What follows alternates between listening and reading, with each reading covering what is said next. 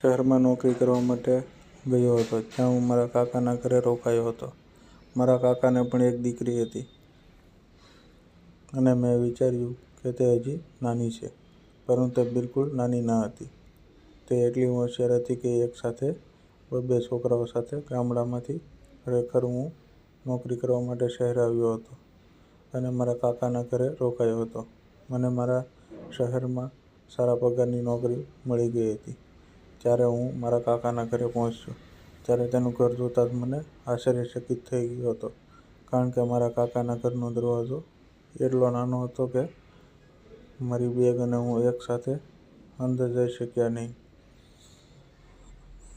એ નાનકડા ઘરમાં રહેવાનો હતો. તે ઘરમાં રસોડા સિવાય એક બેડરૂમ હતો, તે પણ ઘણો નાનો હતો.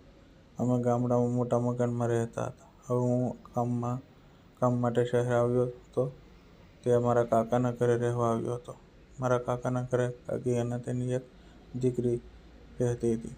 કાકા ગામમાં બધાને કહેતા હતા કે શહેરમાં તે મોટું ઘર છે અને હું મારી આંખોમાંથી એ ઘર પણ જોઈ રહ્યો હતો.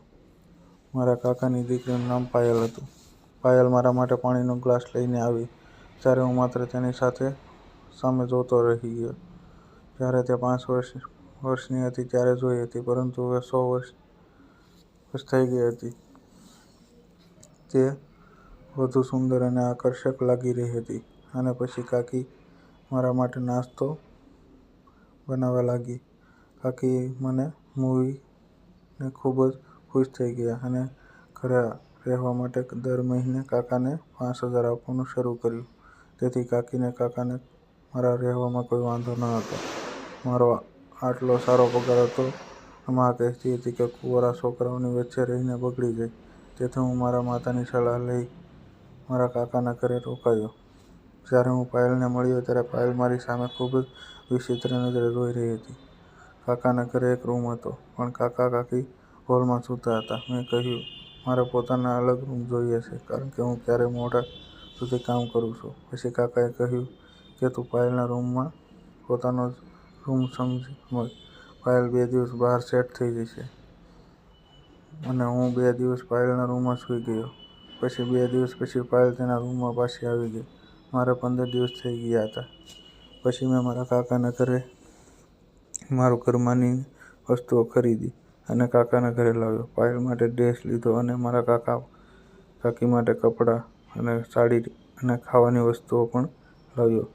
એ બધું જોઈને હું બહુ ખુશ થઈ ગયો. પાયલ હવે હસતી હતી અને મારી સાથે વાત કરતી હતી. એક દિવસ મારો હાથ પકડીને તે રૂમમાં લઈ ગઈ. પાયલે કહ્યું, પાયલ, શું કરે છો? તે મારા માતા-પિતા છે.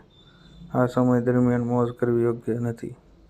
પાયલને તેના માતા-પિતા સાથે આ રીતે જોઈને મને થોડો ગુસ્સો આવ્યો, પણ તેણે મારી પાસે માફી માંગી અને પછી કહ્યું, કોઈને કહેતો નહીં.